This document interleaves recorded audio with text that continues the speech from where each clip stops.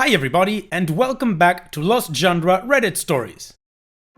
This post is from the subreddit Relationships, and it's by user Deleted, Recovered Claymets. My husband, male 26, and I, female 26, moved away from home 1500 miles 3 years ago, and now my in-laws are wanting to move out to us. My husband, then fiance, and I moved from our home state after college across the country for jobs. Since then, we have gotten married and settled down very well. We love our life out here. For myself and my parents, this move has been amazing. We love better at a distance. However, my husband is a total mama and daddy's boy. He loves his parents, talks to them every day, and that is one of the many things I love about him. And it makes me love him even more that he was willing to follow me so far away from them. In the 3 years since our move, we have become so much closer, and I haven't had to feel like I share him since we moved. I felt like that often before we moved, but it was all I knew until we moved. Now, my in-laws have been at our house visiting for the past 2 weeks, and it is driving me crazy and making me terrified for when they move out here. They are great people, but can be overbearing. They keep pushing the topic of kids, changing and rearranging things in my house, and stealing almost all of my husband's attention. I know it's because they don't see each other often, but I just can't shake this gut feeling that when they move here, my husband will always be at their house, just for a quick visit every day, and I will never have my husband to myself. Yes, I know I need to set boundaries, but here is the wrench. My father-in-law has stage 4 head and neck cancer. He had a radical surgery followed by intense chemo and radiation, and his last 2 scans have been clean, but this cancer has a 95% reoccurrence rate. This makes my husband feel like he has to spend every second with his father, and makes me feel like a selfish person for complaining. I am asking for advice on how to deal with this, or approach it when or before it becomes an issue, when they have moved here. Honestly, I love the life we have and wish they weren't coming out here, but their house is for sale and there is no going back on that front. Well, OP, in my opinion, you are right, you need to set boundaries, and regardless of the horrible sickness that your father-in-law is going through, they have to be set anyways. Pushing the topic of children on any couple, regardless if they're family or not, is nobody's business. And then changing and rearranging things in your house, of course that's not cool. Now, I totally understand your husband wanting to spend time with his dad, of course it's understandable. But he also shouldn't neglect you for it, right? So I would suggest you sit down and talk to your husband about how you feel, how you don't like the topic of kids being pushed around on you guys, how you don't like your in-laws changing things in your house. And also how you would like it for him to manage his time better so that he doesn't neglect you and also can spend time with his dad. And on the topic of boundaries, I believe you both need to agree on which boundaries you want to set, and then he's the one that needs to go to his parents and tell them how it is going to be. This shouldn't be an open debate. It should just be, hey mom and dad, here are the rules. And that's it. And what do you guys think, or what would you do if you were in OP's shoes? Let me know in the comments section, and now let's move on to the community comments to see what they said.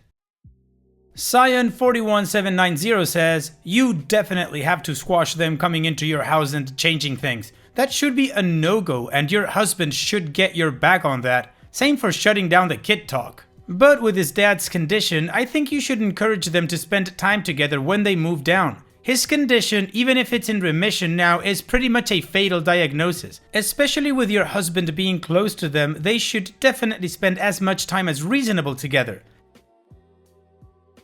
Definitely set boundaries and make sure to carve out time for yourselves where they won't or aren't allowed to interrupt. Fruit Jerky says, I think a few others have mentioned you have 2 separate issues here. With your father-in-law's condition, you obviously are going to have to share more than we'd usually expect a wife to. The boundary stomping though is extreme, so your husband thought it was okay for him and his parents to just redecorate your house without consulting you? Did they even consult him? Did you just allow this to happen? Did you leave it or change it back? You've gotta grow a backbone here. Redecorating someone else's house that you're a guest at is just beyond the pale. Now, it wouldn't be unreasonable to tell your husband that you want him to spend time with his father, but you're not comfortable with them in your home until he and they agree that redecorating your home without your consent is not okay. I would also start responding to comments about kids with, to be honest, comments like that are a big reason we haven't had kids yet. Basically, you need to have a talk with dear husband and you need to start speaking up. Excellent Plastic says, I think all these messages urging you to be understanding about his father's condition are ignoring a very important point. It will not end with his father's passing. You already feel that his relationship with his parents encroaches on your marriage. The inevitable increase in daily contact with your father-in-law will also create an elevated expectation on his mother's part, which will be further enabled during the grieving. You need to get ahead of this right now. Tell your husband how you feel and suggest that you go to counseling, which will probably extend through the grieving cycle. Additional information from OP's comments and edit. Thank you everyone for your thoughtful advice. I am definitely going to have a talk with my husband and potential counseling after my in-laws leave. I'm going to give myself some time to cool down and not do anything or say something irrational. This experience has been really eye-opening and showed me that boundaries are so important to set early on. Also, some things I want to clarify in case they weren't clear on the post. They have been planning on moving over to us before my father-in-law got sick. Honestly, I'm not sure why, because we have moved around several times now following jobs and going up the career ladder. We have settled by knowing we are staying in these couple states and not going back home. I think we are finally settled in a town and state for a while, and regarding my parents, I don't keep them nearby. They are still in our home state, 1,500 miles away, and I am an only child and the move has done my mom and me very well. My parents are not looking to move near us, they understand boundaries. But my in-laws, in the 2 weeks they have been here, they have painted, changed my curtains, and moved the furniture. All this has happened when we were both at work. I had mentioned maybe wanting to repaint, but nothing definitive. I get that they are wanting to help, but I can't help envision how it will be when they move out here. Now, I don't think I could ever get my husband or them to go to counseling because they don't think anything is wrong. So I'll just try to make it a couples thing. I absolutely love how much he loves his parents, but it is so overwhelming with them being here and knowing they are coming here after us being away for so long and having our own lives. But I also don't want to be selfish. Also, my apologies, there has been some misunderstanding. We do not have kids yet, but they are not shy and rather abrasive about us having kids. And when we do talk about it, just in a fun and lighthearted way, like names and stuff or how we'll raise our kids, they always interject and say things about how that it won't be that way at their house. That makes me not want to have kids because they already can't respect how we want to raise our kids.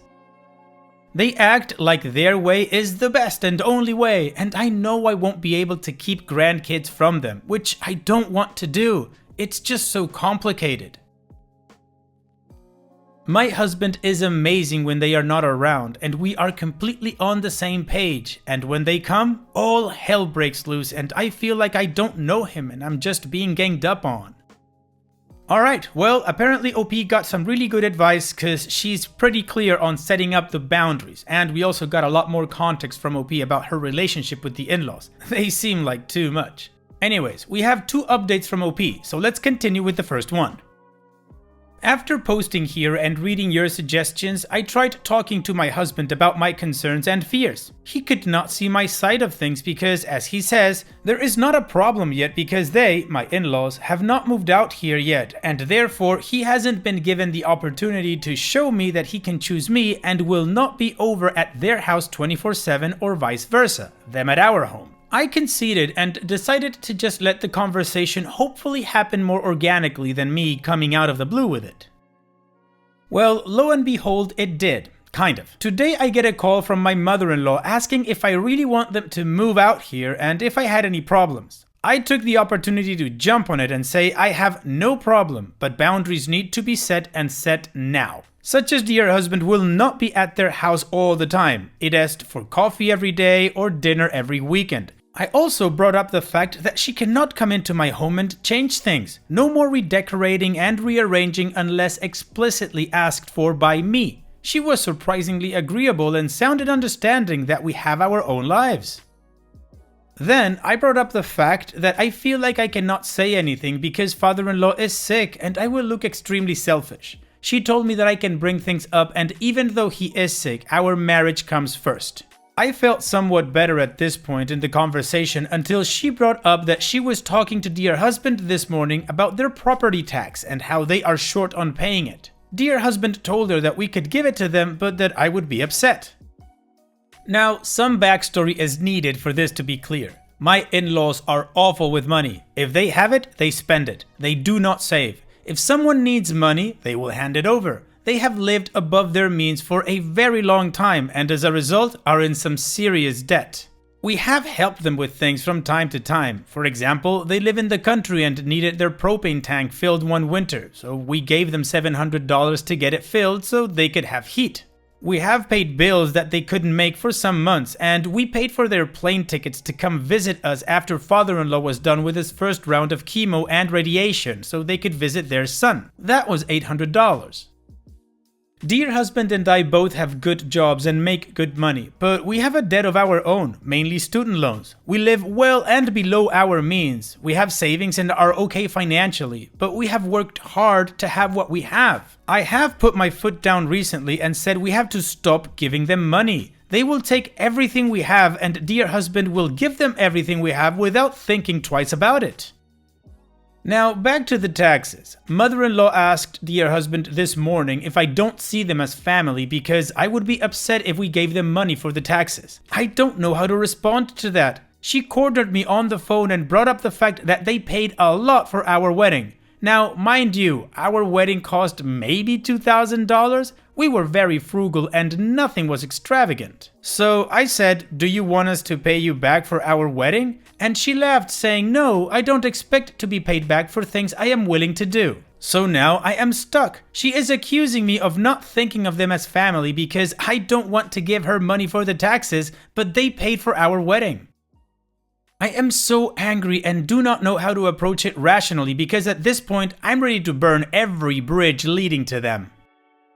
Yikes, the plot thickens and now OP is backed up against the wall with "You don't think of us as family?" Wow, emotional manipulation at its best. Anyways, we have a final update from OP, so let's get to that and see how this story ends.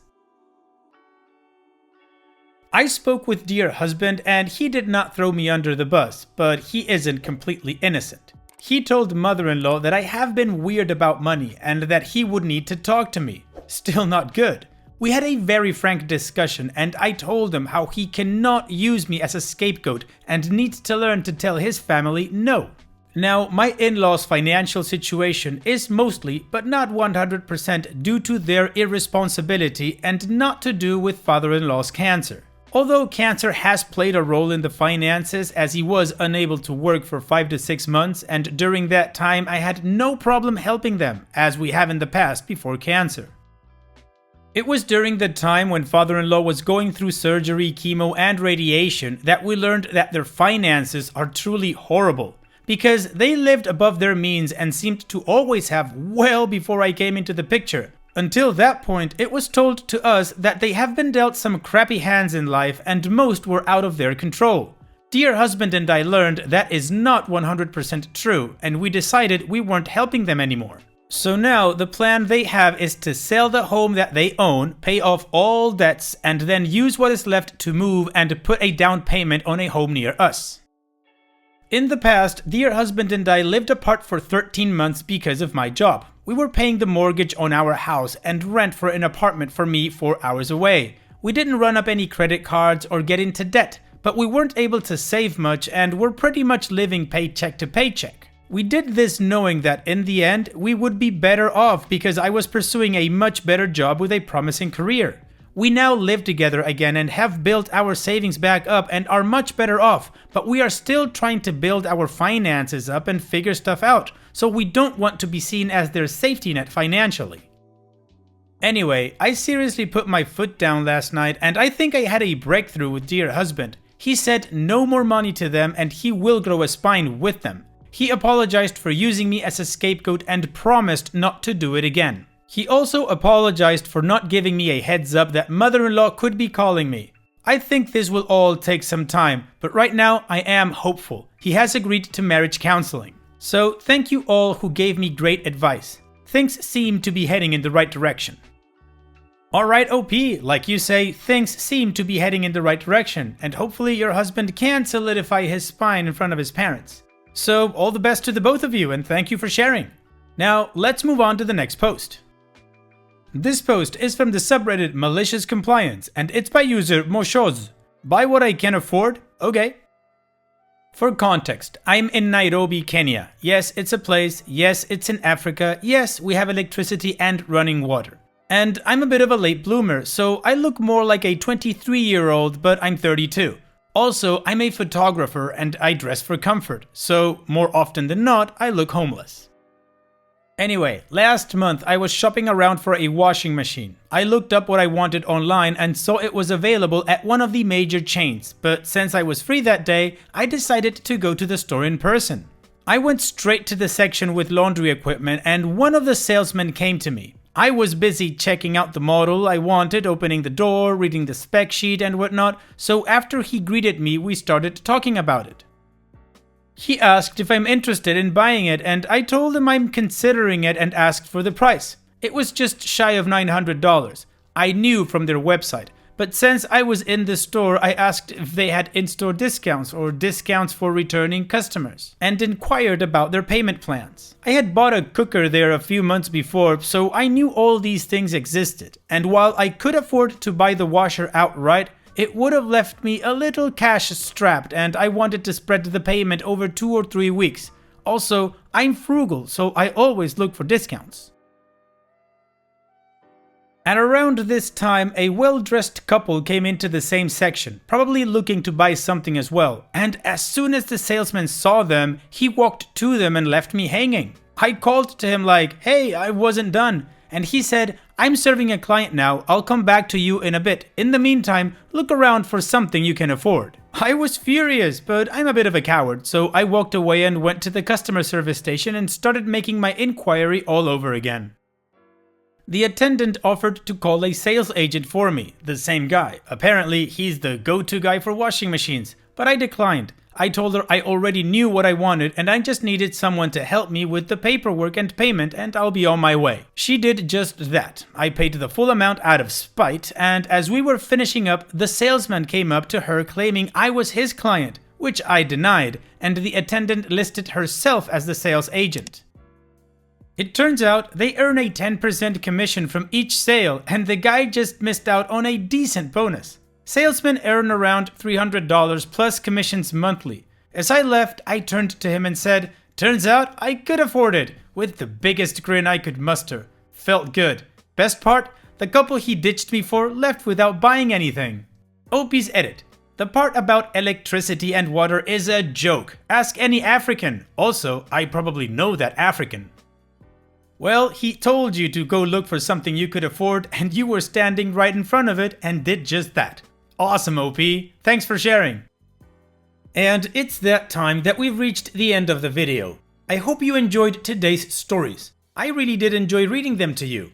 So if you did, then don't be shy and go ahead and give the video a like. And don't forget to subscribe or even share this video with people that you might think will enjoy my storytelling. Also, if you have the time, go down to the video description and check out all the links I have for you, from our Discord community to my channel merch. And finally, I'd like to say thank you for watching. It really means a lot to me that you enjoy my videos. And having said all that, I'll see you guys in the next video.